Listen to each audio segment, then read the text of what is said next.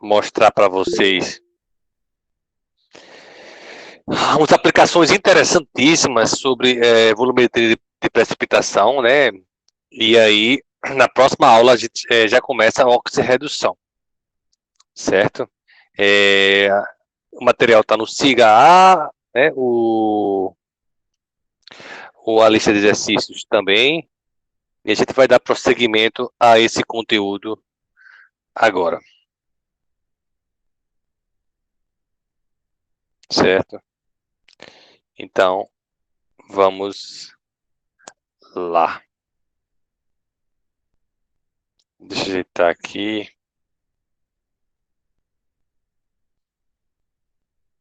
Alguém está pedindo para entrar ainda.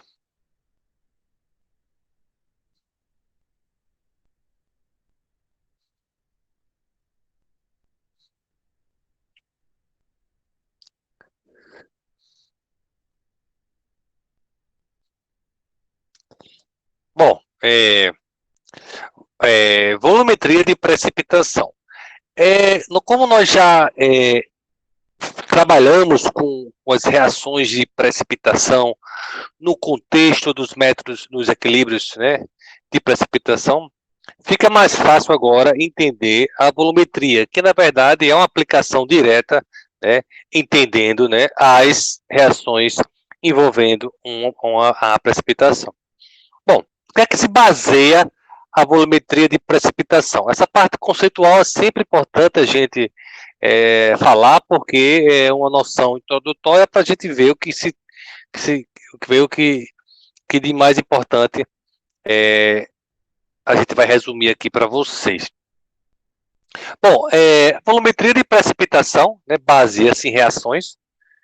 As reações, na verdade, a reação sempre tem um analito, né, no nosso meio, e essa reação entre o analito, né, ocorre entre o analito e o agente precipitante, que vai, né, promover uma formação, né, através dessa reação, a formação de um composto com solubilidade limitada, ou seja, pouco solúvel. Né? Por exemplo, eu tenho um analito que é iodeto, por exemplo, uma amostra de xarope, por exemplo. Então, através de uma reação de precipitação, eu vou transformar esse analito, né, que está em solução, em um precipitado, em um composto de solubilidade limitada, pouco solúvel, e aí eu vou poder fazer inferências sobre a concentração desse analito na amostra. E, no controle de qualidade de uma indústria, de uma empresa, o que for, eu vou, através da volumetria de precipitação, atestar a qualidade no que diz respeito a alguns analitos que são determinados através de reações de precipitação. Bom, é uma técnica antiga, certo? As volumetrias de precipitação, porém, contudo, todavia, devido à baixa velocidade de formação da grande maioria dos precipitados que a gente conhece, devido a isso, poucos agentes precipitantes podem ser usados. O que é um agente precipitante? É aquele camarada capaz de o quê? De precipitar o meu analito, certo? Então, existem poucos agentes precipitantes. E quando se fala em volumetria de precipitação e equilíbrio de precipitação, não podemos deixar de falar do agente precipitante mais importante, que é o nitrato de prata. É o nitrato de prata. Os métodos que utilizam a solução, utilizam o nitrato de prata como solução padrão, eles são chamados de métodos argentométricos. Então, medida, né, da quantidade de prata, né, argento, né? Então, são métodos que usam uma solução de nitrato de prata, né, solução padrão, e é empregado para diversas finalidades, né?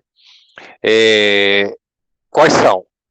Determinação, principalmente de haletos, cloretos, brometos, iodetos, ou alguns ânions semelhantes a esses haletos, tiocianato, cianeto, enfim, entre outros. Alguns ácidos graxos e alguns ânions inorgânicos trivalentes ou bivalentes. A gente vai fazer uma aplicação daqui a pouco para determinação que, na grande maioria das vezes, ocorre, né, é a determinação de haletos, em especial, determinação de cloreto, certo? Então, a gente vai fazer exemplos com base nessa determinação. A gente vai mostrar dois métodos volumétricos de extrema importância, que são os mais aplicados em indústrias, enfim, academia, em universidades, entre outros locais. Bom, também a gente não poderia deixar de falar das curvas de titulação. Eu não vou aqui, diferentemente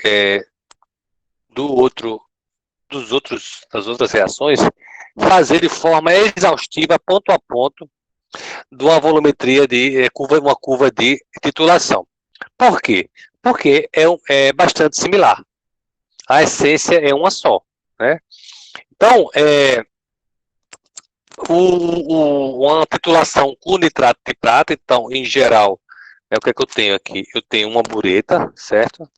Essa buretinha, ela vai conter nela, né? Vai conter o nitrato de prata, certo?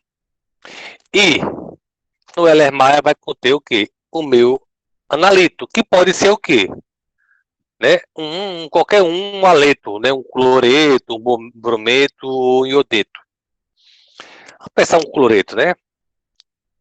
Então, o que vai ter? Vai ter uma reação entre o cloreto com a prata. Então, a curva de titulação vai ser o quê? Vai ser o volume de quem? Do nitrato de prata adicionado versus o P. Né? Lembre-se que o eixo Y é sempre a função P de alguma coisa. Nesse caso especial é o PAG. O que é PAG? PAG é igual a menos log da concentração de prata. Né? P Leonardo menos log da concentração de Leonardo. Então, tudo que tiver um P é o menos log de alguma coisa.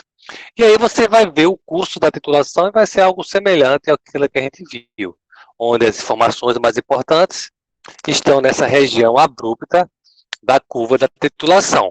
E você deve determinar os pontos na pré, na equivalência e na pós, certo?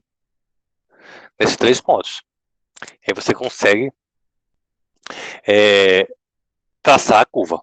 Então, vai ser o PAG versus o volume do nitrato de prata adicionado. E aí você consegue fazer essa determinação, certo? Tem um exemplo que já tem um gabarito aí, para a gente ver, que é esse exemplo aqui que tem a resposta aqui, ó, todos os valores, né? Com soluções, concentrações distintas, mas essencialmente é assim, pessoal. Eu vou fazer bem rápido, não vou fazer ponto a ponto, eu vou fazer só de maneira meio que até qualitativa e deixar para vocês tentarem fazer e ver se conseguem chegar a esses pontinhos aqui que a gente faz sempre. Bom, o que é que tem aqui? Uma curva de titulação para uma alíquota de 50 ml de cloreto. Então, do meu Erlenmeyer, né? No meu Erlenmeyer, eu tenho o quê? Eu tenho 50 ml de cloreto aqui. NaCl aqui, A005. 0,05 molar. Certo? Bom, e na minha bureta,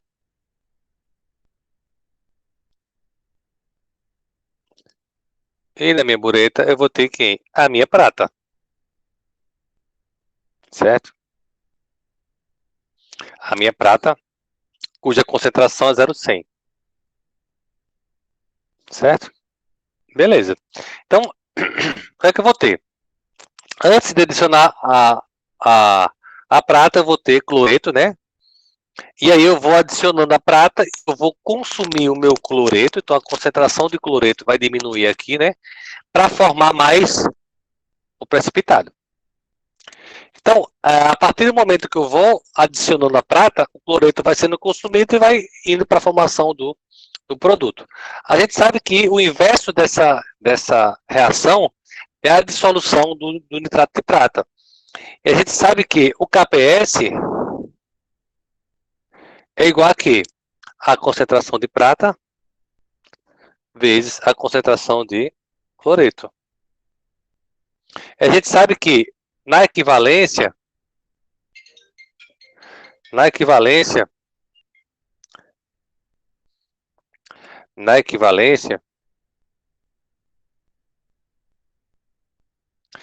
eu não tenho nem excesso de prata e nem excesso de cloreto. Eles são iguais. Eles são quimicamente equivalentes. O nome já fala, equivalência.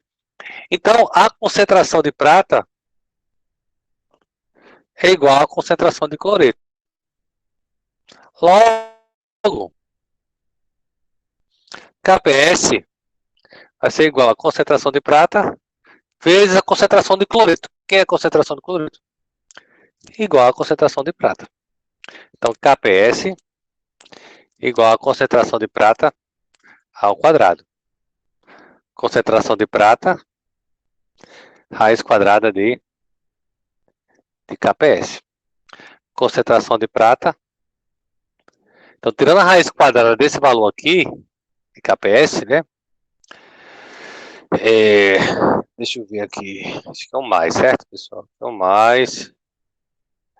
Vai ser o quê? Menos log de 1,82 exponencial menos 10. Isso dá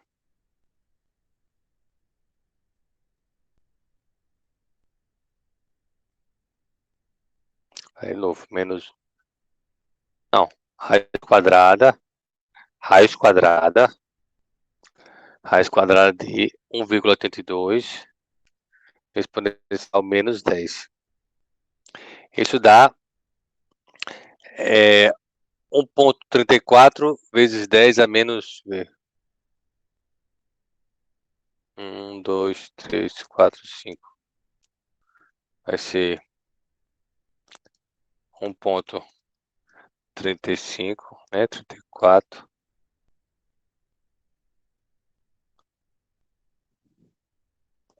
vezes 10 a menos 1, 2, 3, 4, 5. Tirando o logaritmo disso, né, para achar o PAG, menos log de 1,34. Isso aqui mol por litro, certo? E PAG menos log da concentração de prata. Isso vai dar 4,87. Por que eu fiz isso? O que eu quero dizer isso? Que, independentemente da concentração dessas espécies, o ponto de equivalência ocorrerá com um PAG igual a 4,87. Então, na curva de titulação que a gente vai mostrar lá na frente, né, que é o volume de AG NO3 versus o PAG, esse ponto aqui, ó, da equivalência vai ser quanto? 4,87. Certo? Esse é o ponto da equivalência. Então, o que é que eu preciso para terminar essa curva? Traçar os pontos. Já tracei o seu, qual é o ponto da equivalência. Aí eu preciso o quê? Traçar o ponto antes da equivalência e pós-equivalência. Então, antes da equivalência, na pré, o que é que eu vou ter? Eu vou ter, né, eu vou usar esse mesmo KPS, certo? Aí eu vou precisar o quê? Calcular as concentrações, né, de cloreto após essa inserção.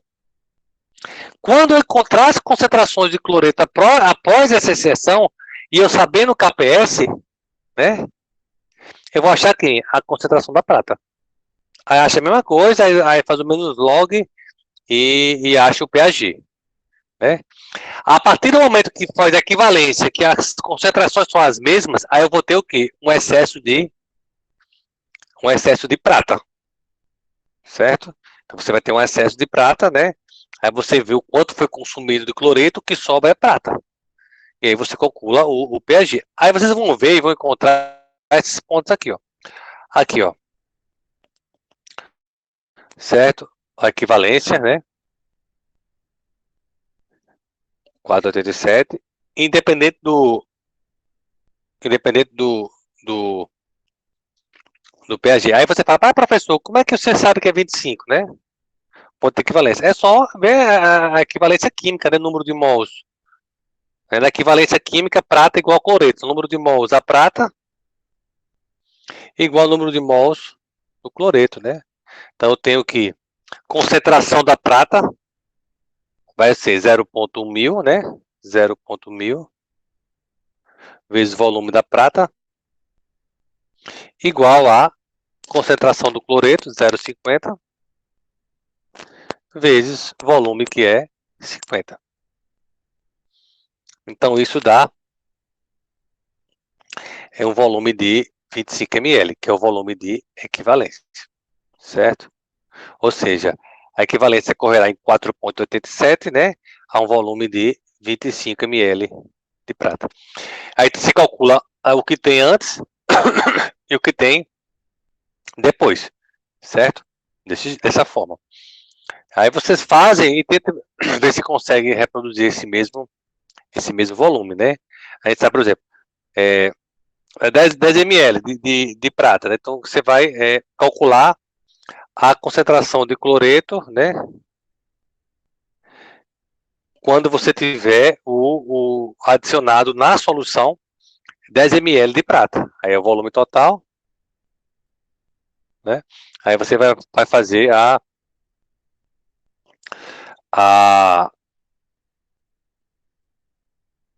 o cálculo do número de mols que vai descontado, né? Você vai descontar o número de mols, né, que você tem, né, de acordo com as alíquotas, né, da prata adicionado.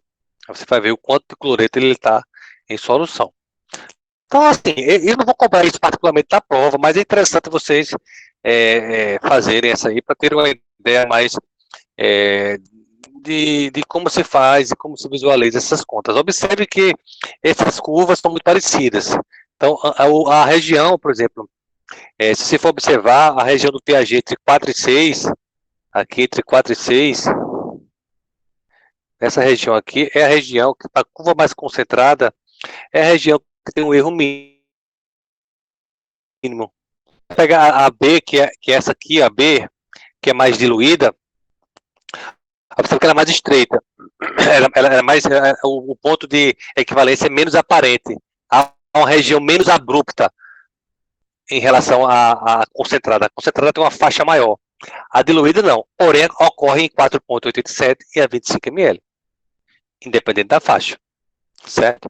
Então, isso em outras épocas eu mandava fazer em papel milimetrado, mas de qualquer planilha de Excel faz, e aí não vou me deter muito nesse ponto não, porque do ponto de vista é mais para ver o custo da titulação e se resolve de outras formas. Bom, então tente fazer o gabarito aí, então tente fazer de uma forma ou de outra, de uma forma como um todo. Bom, e agora quando já nós falamos de titulação, né, a gente vai falar, a gente não pode deixar de falar, né, dos indicadores. Esse sim é o ponto mais importante do tópico. Os indicadores que são usados em titulações argentométricas. Então, 3 tipos de pontos finais são encontrados em titulação envolvendo nitrato e prata.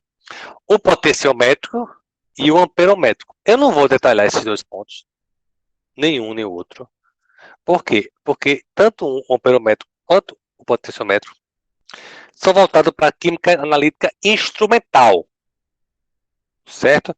Então, o que a gente trabalha aqui é química analítica clássica, certo? Então a gente vai tratar dos químicos, certo? Mas saiba que existe isso, se for fazer medidas com alguns equipamentos, a gente vai ter outro tipo de medição que não seja um indicador químico. A gente vai se deter em indicadores químicos, a gente vai entender o que é e quais são os principais que são usados na volumetria de precipitação. Bom, um indicador químico é um camarada, é o moço, né? Capaz de quê? É o responsável, porque sempre o indicador, a gente está acostumado com isso, né? O indicador é aquele que é responsável para tumultuar o negócio lá e promover alguma alteração física no meio, né, da titulação ao redor do ponto de equivalência. Para a gente, analista vai ir lá e desligar a bureta. Então, o indicador químico, ele produz uma variação de cor, ou em casos mais raros, né, bem mais raros, aparecimento ou desaparecimento de uma turbidez numa solução titulada.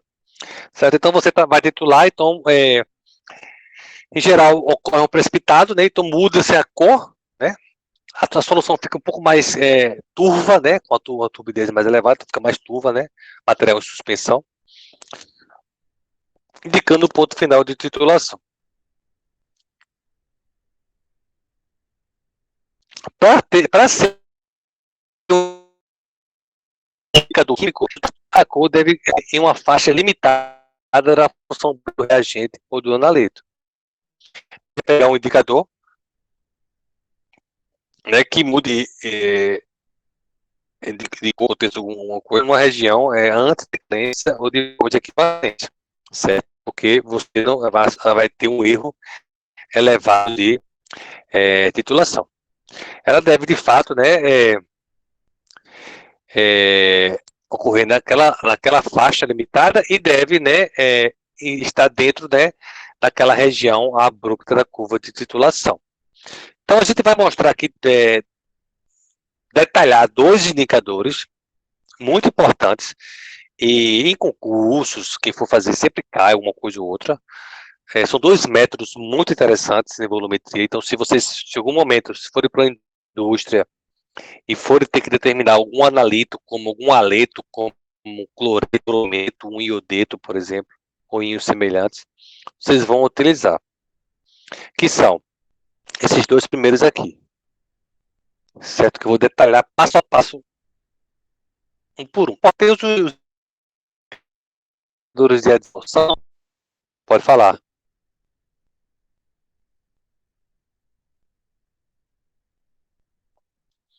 Não tem nada aqui. Não tem nada aqui, não.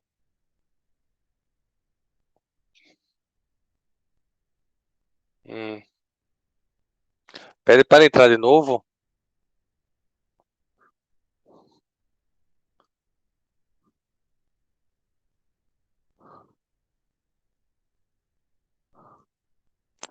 Tô nem conectado aqui, deixa eu ver aqui.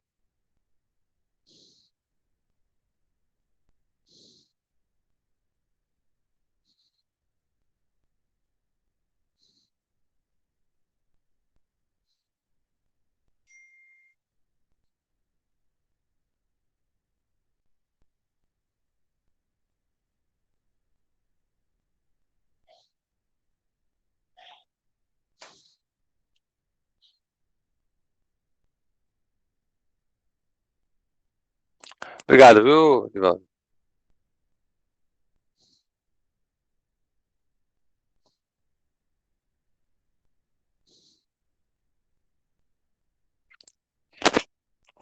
Bom, voltando. Então, esse do método de Fajans, né, são, na verdade, bem menos empregado. A cor, uma mudança de cor, que ela é associada com uma absorção de um indicador em torno da superfície do sólido. Certo? Existem alguns reagentes, certo? Não vou detalhar, mas os mais comuns são o método de Moore e o método de Vollard. Esse sim, vocês vão, principalmente o Vollard, ele é bem comum mesmo. Bom, qual é o indicador do método de Moore? O indicador do método de Moore é o íon cromato. É ele capaz de quê? de reagir com o analito e promover o quê? Uma alteração nas proximidades do ponto de equivalência. Então, a gente tem que olhar com o caminho para quem? Para o íon cromato. Eu vou explicar como é que ele funciona isso daqui a pouco, é muito importante essa explicação. E o método de Voillard na verdade, o indicador é o ferro 3, certo? É o ferro 3, então ele vai reagir, né, com a solução de tiocianato, né, com tiocianato, e vai produzir o quê? Um complexo colorido nas redondezas do ponto de equivalência. Certo? Bom, mas aí eu vou explicar passo a passo cada um. Entender inicialmente como é que funciona cada um. Bom, vamos para o método de Mohr, né? Vamos para o método de Mohr. Bom, então imaginemos que meu analito seja um aleto, né? Um cloreto, um iodeto, enfim. Então, você vai colocar ele no Erlenmeyer e vai colocar na bureta, vai colocar o quê? A solução padrão de nitrato de prata. Né? Vamos pensar, por exemplo, que você quer determinar o teor de cloreto numa certa amostra e a sua solução padrão é o nitrato de prata. E aí você coloca o cromato de potássio indicador. Essa primeira reação aqui, reação número 1, é a reação de precipitação do aleto. Está cloreto, mas podia ser brometo, podia ser iodeto ou ânion semelhante. Então, o meu analito ele é precipitado com nitrato de prata para formar o aleto de prata sólido. Nesse caso, é o cloreto de prata. É um precipitado branco, mas não é fácil de você detectar no momento certo da sua formação. E precisamos, então, o quê? De alguém que nos dê uma força. Ou seja, alguém que modifique um aspecto visual mais interessante para que possamos, nas redondezas do ponto de equivalência, possamos o quê? Identificar o ponto final de titulação. E dizer assim, ó, parou, acabou-se. É hora de anotar o volume e fazer as contas. E camarada que faz isso é o cromato de potássio, que reagindo com a prata, você precipita um precipitado vermelho, uma coloração meio vermelho, chama-se vermelho tijolo, né? Responsável por quem? Para a formação desse precipitado. Aí sim, você desliga a bureta, fecha a bureta e vai fazer as contas, que daqui a pouco eu explico como é. Então, eu tenho duas reações. A reação da precipitação do aleto e a reação do indicador. Beleza? Vamos comigo aqui, próximo slide. Bom, teoricamente, mas é muito teoricamente, né, o cromato de prata, aquilo que é o dono da mudança de cor, né, que vai fazer com que a gente verifique, deveria começar a precipitar no ponto de equivalência. Nem antes, nem depois. Teoricamente, deveria ser isso. Contudo, todavia, na prática, o ponto final ocorre o quê? Um pouco depois do ponto de equivalência. Por quê? Porque existe, eu vou explicar por quê, a necessidade de adicionar um excesso de quem? De prata, para que eu consiga o quê? Alcançar o KPS do cromato de prata. Certo? Isso só é possível, sabe por quê? Porque existe diferença entre o KPS do AgCl e do cromato de prata. Existem diferenças. Certo? Então, as precipitações ocorrem em tempos diferentes. E aí tem que mexer, e vale muito a pena entender em termos de concentrações. É isso que a gente vai ver lá no próximo slide. Vamos verificar, né, só para a gente ter uma ideia, né, do ponto de equivalência, usando um KPS aproximado de 0,56, né, do AgCl. Eu tenho que, na equivalência, né, essas proporções são iguais, então o KPS, que é o Ag vezes o Cl, né, a prata vezes Cl, né, como são iguais, né, a gente viu agora há pouco, o KPS é igual a a prata ao quadrado. Uma pequena diferença de KPS aqui, mas vem de cada livro, essa é uma só, certo? Um valor tabelado, acho que um pouco diferente do outro. Eu estou observando agora. Mas, enfim, a prata vai ser a raiz quadrada do KPS. Então, o que é essa concentração? Vai ser a concentração de prata do ponto de equivalência. Né? Eu tenho o valor de KPS, eu sei que na equivalência as proporções são iguais, então a minha concentração de prata ao redor do ponto de equivalência, imagina que eu estou na bureta ali, né? Eu estou com a minha bureta, né? Aqui, estou adicionando prata, né? Eu estou adicionando prata, e aqui eu tenho o que aqui? Eu tenho cloreto e tenho cromato, né? Então, então eu tenho dois precipitados que vão ser formados, o cromato e prata e o cloreto. A concentração de prata na equivalência é 1,25 10 a menos 5. Vamos segurar esse número para a gente passar para o próximo slide, para vocês entenderem. Vamos segurar comigo. Aí você vai pegar o KPS do cromato de prata, certo? Dessa reação aqui que a gente mostrou, né? Desse camarada aqui. Se for ver a dissolução do cromato de prata, você vai ver que ele se dissolve em dois, se dissocia em 2 Ag+, mais CrO4, 2 menos, né? Então, esse aqui é o inverso do cromato de prata, então eu tenho que o cromato de prata é 2 Ag+, mais CrO4, 2 menos. E o KPS é o quê? Concentração da prata ao quadrado vezes a concentração do cromato. Essa é a equação do KPS. Isso já aprendemos desde pequenininho. O valor do KPS tabelado é esse valor aqui, 1,3, certo? E a concentração da prata na equivalência, nós já achamos no slide anterior, e é 1,25 vezes 10 a menos 5. Para que isso? A gente vai substituir nessa expressão só para saber qual que é a concentração do cromato nas redondezas da equivalência. Quando a gente faz essa substituição, tanto com KPS, tanto com o KPS como com o Ag+, que nós encontramos no slide anterior, a gente acha a concentração do cromato de 0,8 vezes 10 a menos 2. Certo? 0,8 vezes 10 a menos 2. Segura comigo esse número. Dá uma printada aí, dá uma decorada, o que for. Esse número aí, vamos para o próximo slide. Antes disso, para o próximo slide. Olhando para esse número aí, eu pergunto para vocês. O KPS é esse aqui, não vai mudar, né? O que acontece? Se eu aumentar, a cromato está 0,8, 10 a menos 2. Se eu aumentar a concentração de cromato, o que acontece com a concentração da prata? Se eu aumentar a concentração do cromato, o KPS muda, né? O que vai acontecer com a concentração da prata? Vai aumentar ou diminuir? O que acontece?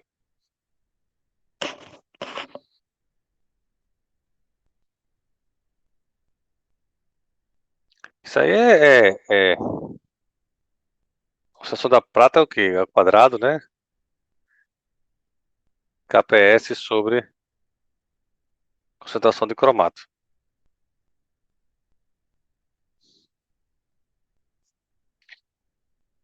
Se eu aumentar isso aqui, a G+, a concentração da G+, vai aumentar em relação a 1,25, 10 a menos 5. O que poderia dizer?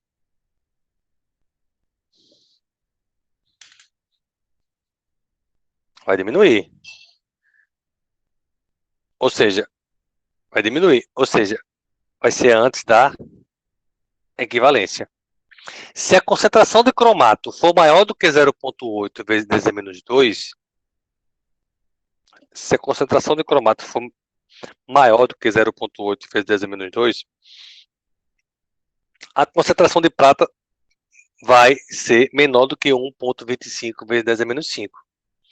Ou seja, antes da equivalência. Por outro lado, se eu diminuir a concentração de cromato, o que acontece com a concentração de prata? Se eu diminuir, vai aumentar, ou seja, vai ser pós a equivalência. Vai ser maior do que 1,25 10 a menos 5. Então,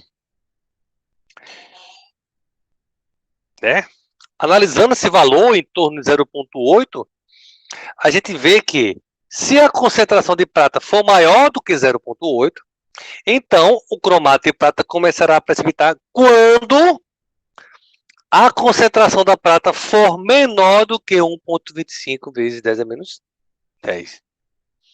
Ou seja, 10 a menos 5, certo? Aqui é 10 a menos 5. Isso aqui é um 5. Ou seja, antes do ponto de equivalência. Não vai ter chegado lá na equivalência. Por outro lado, se o cromato for menor do que 0,8, o cromato de prata começará a precipitar quando a concentração da prata for maior do que 1,25 vezes 10 a menos 8. Ou seja, após a equivalência. Na prática, o que ocorre é exatamente isso aqui. A concentração de cromato é menor do que 0,8 e ele precipita após equivalência. Então, a GCl vai precipitar, eu vou precisar um pouquinho mais de prata, para quê? Para precipitar o cromato de prata. Então, na prática, ocorre exatamente isso. A concentração do cromato é menor do que 0,8, então o nosso indicador, o cromato de prata, precipitará quando a concentração da prata for maior do que 1,25 vezes 10 a menos 10. Ou seja, após o equivalência. Certo? Então, essencialmente assim. Então, se você for ver, então, devido a isso, é preciso fazer uma correção. Né? Fazer uma correção. Como assim, correção, professor? É necessário, né, fazer uma prova em branco, a gente chama uma prova em branco, para corrigir esse erro cometido na detecção do ponto final. Então, o valor da prova em branco, ele vou explicar como é que funciona. Mas, numa titulação normal, né, o que acontece? Você tem a bureta, né, e tem a prata, tem o cloreto e tem o cromato.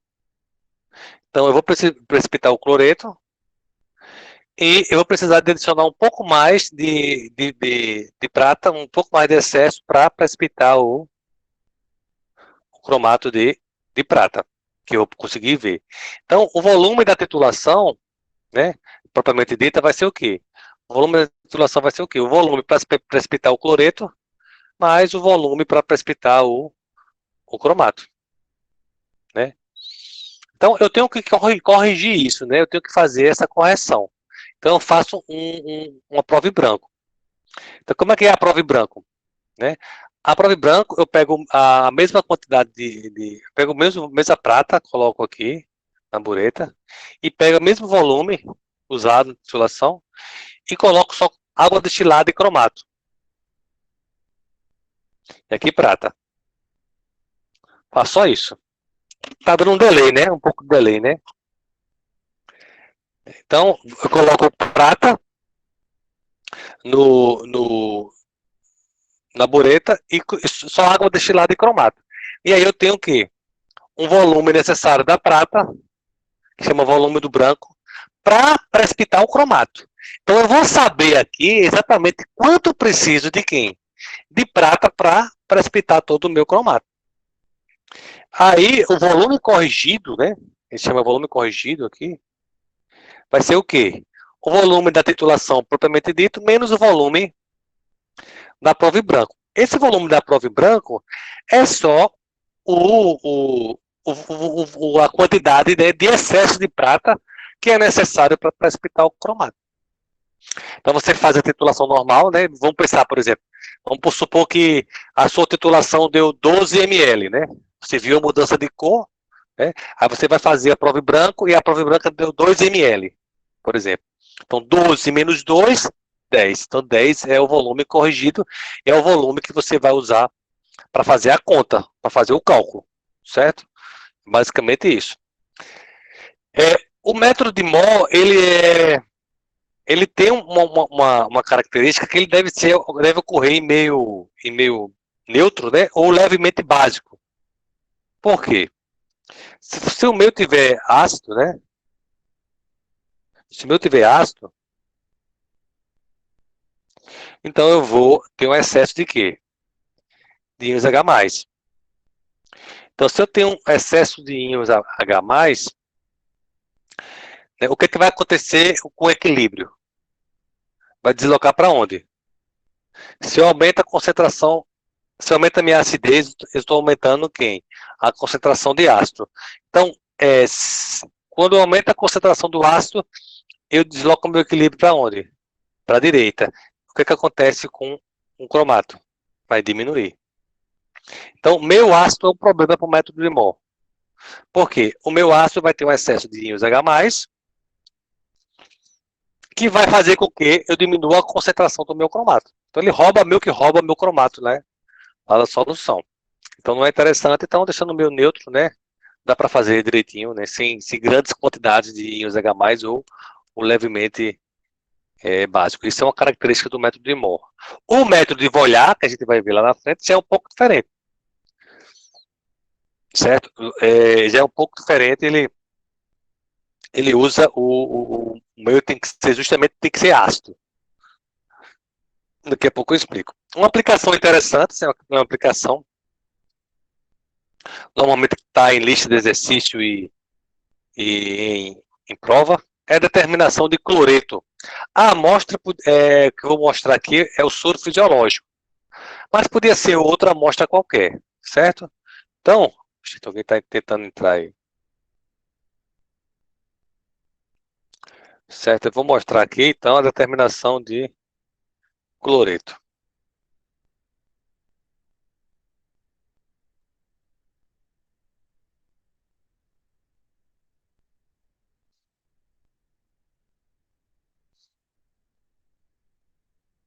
Como é feita essa titulação? Né? Isso eu já expliquei, né? Então, o método de Moore, né? Você vai ter, né, um certo volume do haleto que você vai adicionar. Vamos pensar que eu estou trabalhando com uma amostra de soro fisiológico ou qualquer uma outra. Eu coloco normalmente água na minha solução.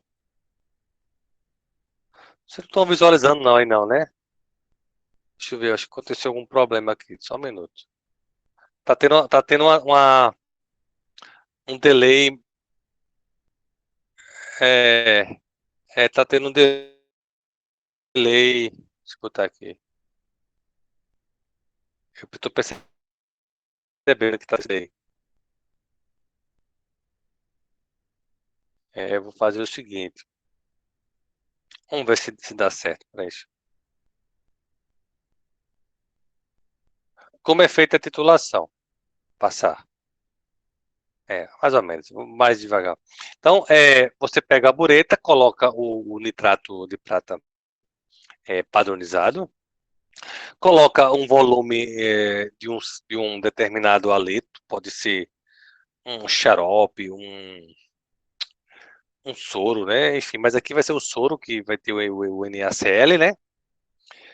Coloca água e coloca um cromato de potássio.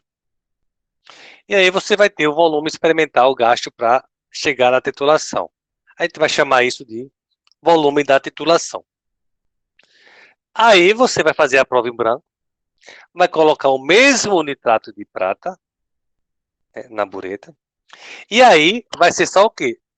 A água com, né, o cromato, que é o indicador, e os volumes da água usado na titulação.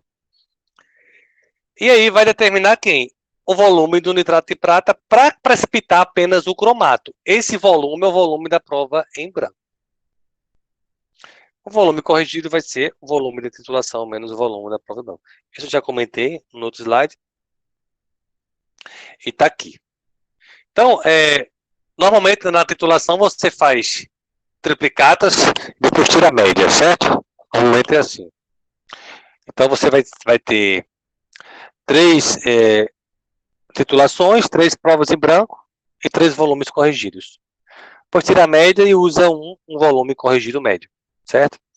E você vê que a conta é muito fácil, né? A conta de estequiometria, como eu falei, resolve tudo com o número de mols, titulação. Então, o número de mols do meu haleto vai ser igual ao número de mols da prata. Então, a conta em si é muito simples, né? Por quê? Porque você já vai ter essa concentração aqui, porque ele vai estar padronizado. Isso aqui é determinado experimentalmente, né, que é o volume experimental. Experimentalmente. Volume da amostra, você sabe, né? Você sabe quanto colocou no Erlenmeyer e vai achar o quê? A concentração do teu analito, né? A concentração do cloreto. Bom,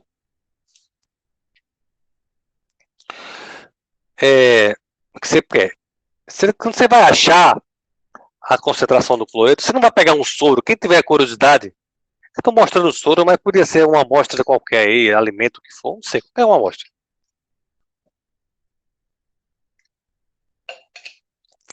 Você vai pegar uma amostra de soro, você não vai dizer, ao perguntar ao balconista ou ao farmacêutico, né? Dê uma amostra de soro 0,73 mol por litro. Não, né? A concentração do cloreto no enxofre é expressa em percentual massa-volume. Ou seja, gramas por CML de soro. Então você encontra em mols por litro, mas transforma para massa-volume, né? Você transforma para massa-volume, né? A gente sabe, se eu tenho mols por litro e multiplico pela massa molar, que é em gramas por mol, o resultado vai dar em gramas por litro. Então, para achar o percentual massa-volume, basta dividir por 10, né? Então, dividindo esse valor aqui por 10, eu tenho justamente isso aqui, o percentual massa-volume. Então, é o que está expresso no soro. Normalmente, o soro ele é feito uma diluição bem 10 vezes ou 20 vezes, né? Então, se eu pegar 100 ml do soro que vem da farmácia e colocar no balão e completar para 1 litro, eu vou estar diluindo 10 vezes. 10 para 100 para 1000, né? 10 vezes a diluição. Então, eu, sabendo disso, eu posso, né, colocar, né, dando um exemplo aqui com números, né? Esse exemplo eu tirei do meu roteiro, certo? Um roteiro que eu tenho de aula prática, que a gente faz sempre, com essas concentrações. E aí, colocando água e cromato, né? Junto com a amostra contendo cloreto, e faz a titulação. E a mesma coisa faz com a prova em branco, né? Então, vamos supor, por exemplo, que vamos fazer um exemplo aqui só para a gente entender como é que é a conta. Vamos supor que o volume da titulação foi 17,4 e o volume da prova em branco foi 2 ml. Então, o volume corrigido é só um menos o outro, então 15,4. Aí, jogando na relação, né, que nós já vimos, número de mols do cloreto, número de mols da prata, é só fazer a conta, né? Tem uma alíquota de 10 ml de soro, né? Então eu tenho a concentração da prata 0,01000 e 15,4 o volume corrigido. Com isso eu tenho que a concentração do soro diluído, do cloreto Na amostra diluída é 0,15. 0,015. Para dar o laudo final, tenho que multiplicar por 10, porque no frasco tem a concentração 10 vezes maior. Então é importante multiplicar por 10. E aí eu vou ter que a concentração do frasco é 0,154 mols por litro. Certo? Então, como eu falei, ninguém dá o veredito nesses termos, né? Então, você multiplica pela massa molar, dá 9 gramas por litro, esse valorzinho aqui, né? Que equivale, né, a mesma coisa que 0,9 gramas por CML. Ou seja, 0,9% massa-volume. E é o que é encontrado lá no rótulo do soro de vocês. Quem tiver curiosidade, nunca viu, nunca prestou atenção, um soro fisiológico ele tem essa concentração de cloreto na amostra, que é 0,9. Então você pode determinar essa concentração através do método de Mohr. Né? Então, para cálculo, para conta, se você for observar a conta aqui, é muito simples. O que a gente usa de conta aqui? Ó? Essa aqui, ó. Então, ó, concentração a gente tem que padronizou. Volume corrigido, a gente fez aquelas contas, deu isso. O resto é uma matemática bem simples. Então, você tem que saber o que é o volume, como é que faz o volume corrigido, como é que é a prova em branco, né? Então, isso essencialmente, o método de Mohr é dessa forma, certo? Então, ele é usado para determinação de alguns aletos, né, em algumas amostras, particularmente. Como eu falei, né, ele tem que ser um meio neutro, né? Explicado já. E agora, falar um pouquinho sobre o método de Vohra. Vohra ou Vollard, né? Bom, o método de Mohr, por característica, a titulação é uma titulação direta, que é mais simples do que a indireta, mas tem um inconveniente de precisar da prova em branco. Então, a titulação acaba sendo demorada, certo?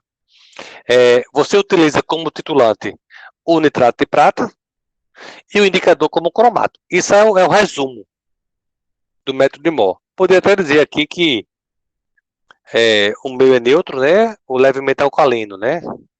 Vou colocar aqui neutro leve alcalino. O método de Vollard já é uma titulação indireta. Não sei se vocês lembram, mas igual a do hidróxido de magnésio. Né? Você determina pelo excesso. Certo? E eu tenho dois titulantes. Não, eu tenho um titulante e duas soluções padrão.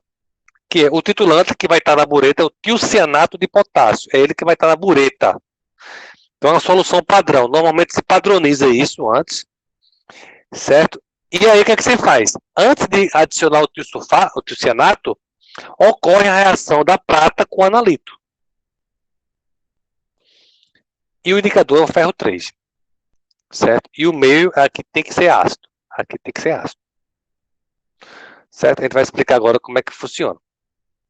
Bom, o tiocianato, né, então, antes de abrir a bureta, você vai ter uma reação inicial no Erlenmeyer. Você vai pegar, colocar o aleto, né, pode ser um soro também, não há problema, pode ser uma amostra de xarope contendo um iodeto também, enfim, qualquer uma amostra contendo algum aleto.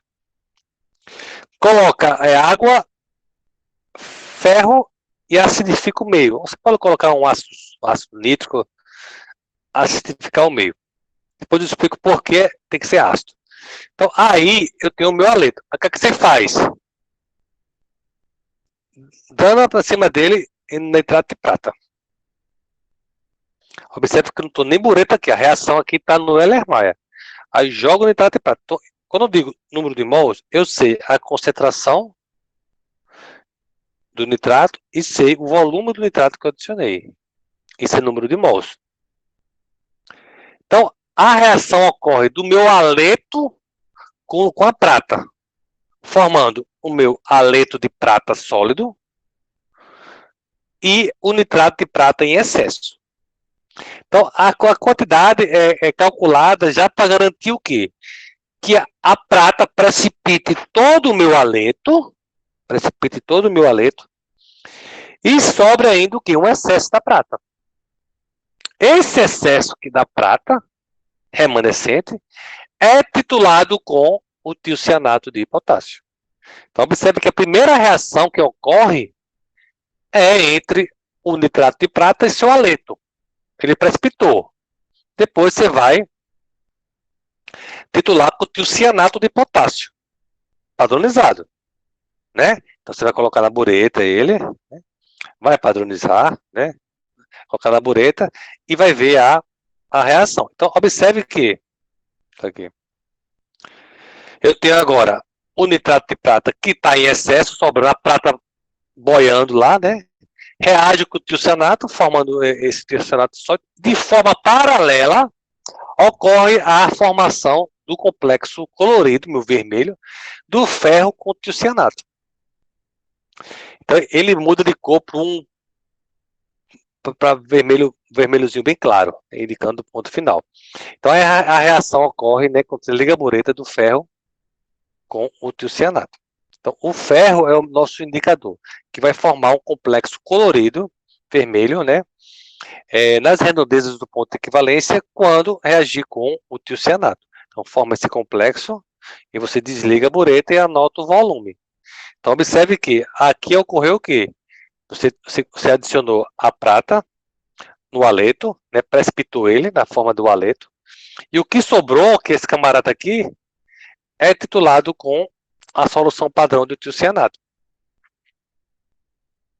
E aí você vai ter, né, com base no excesso, determinar a concentração do seu haleto. Importante é saber isso, o número de mols inicial.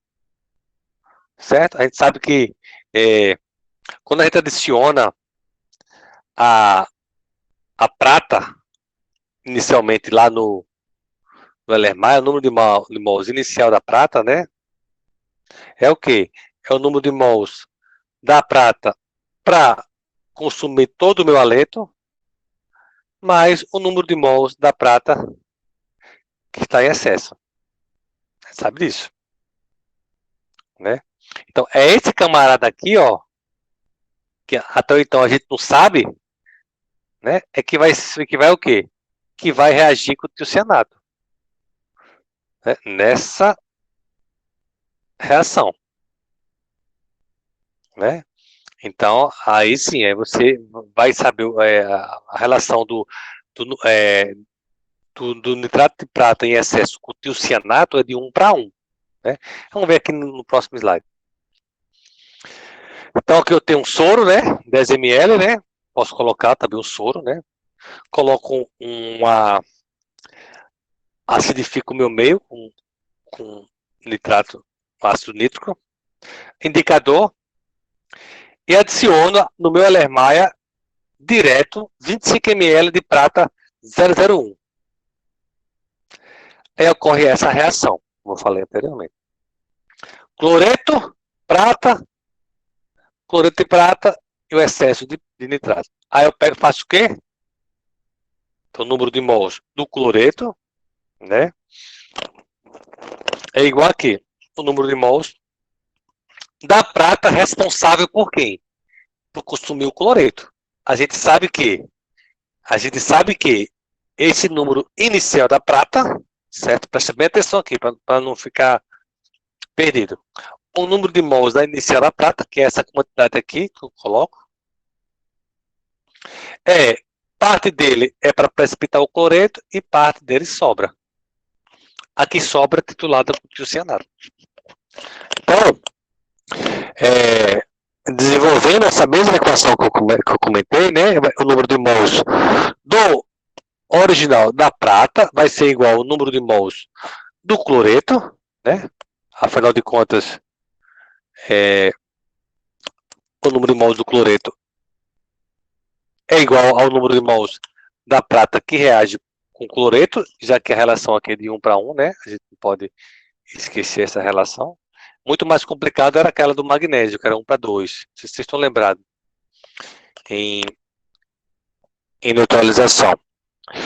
É, a prata em excesso reage com o tiocianato, certo? Reage. Nas proporções também de 1 para 1. Então você vai ter a concentração do tiocianato. O que é que você vai ter experimentalmente? Esse volume aqui, ó, do tiocianato. Você vai ter experimentalmente esse volume. Então você vai ter o número de mols do tiocianato. Por consequência, você já acha o número de mols, né, da prata que está em excesso. Acabou-se, né? Se você acha o número de mols da prata que está em excesso, que é esse aqui, ó. Então, pelo excesso, você vai achar quem? Esse camarada aqui, ó.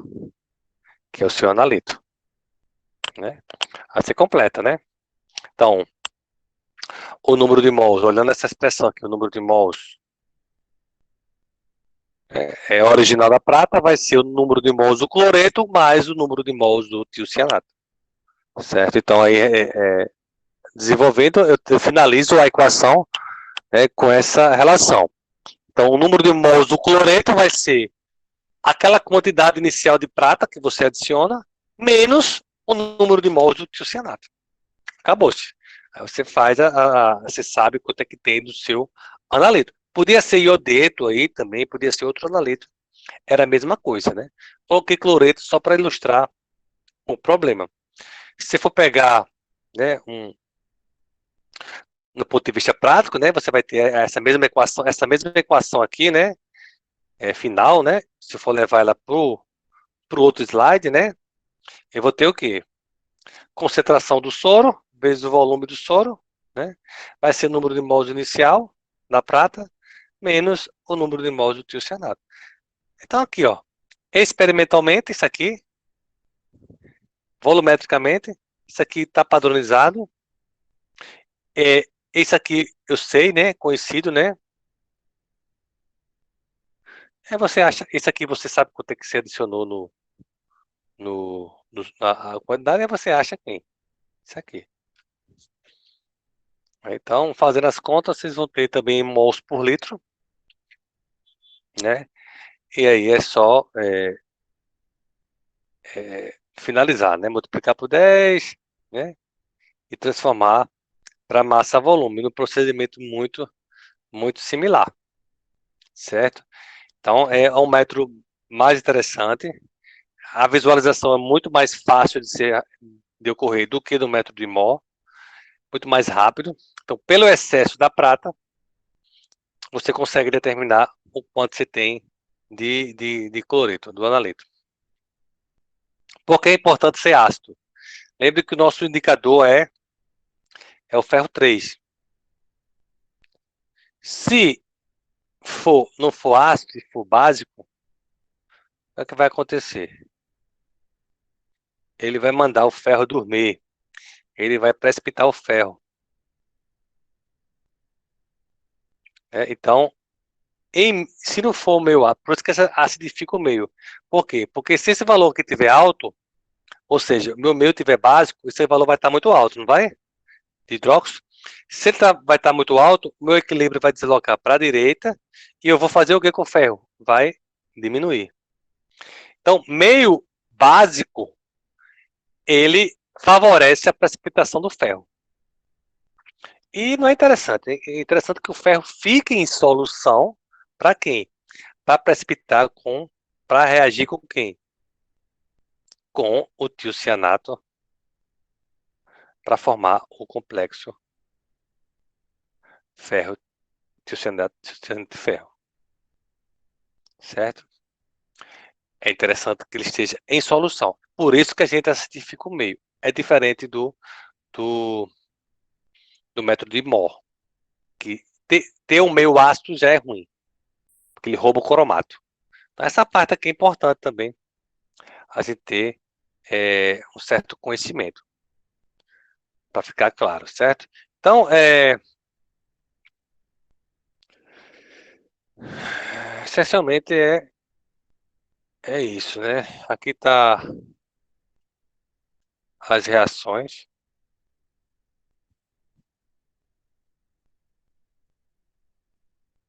certo? Detalhado no material que eu passei para vocês. Esse material que eu vi hoje, eu acho que nem está lá, mas eu posso anexar também, que é o material de apoio. Mas essencialmente é isso que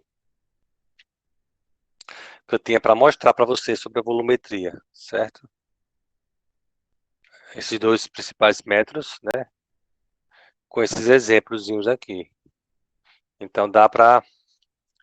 Agora vocês têm material suficientemente adequado para resolver a lista de exercício e me entregarem para valer os pontinhos. Não é isso?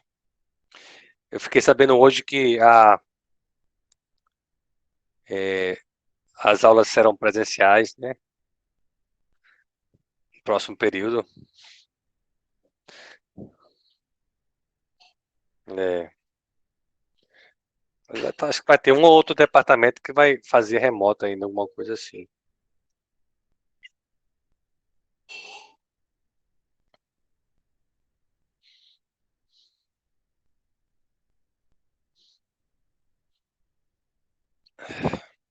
É, para do regular não tem porquê não, tem que fazer mesmo.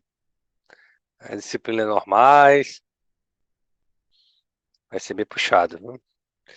Sabe que aí vocês vão conhecer a UFPB, né? A maioria, né? Que até agora você não sabe nem o que é um gato, né? Um gato assistindo aula na universidade. Quem é aluno, já teve aula presencial, sabe, né? Quem divide cadeira com os gatos. Impressionante. Vamos lá. A Dilma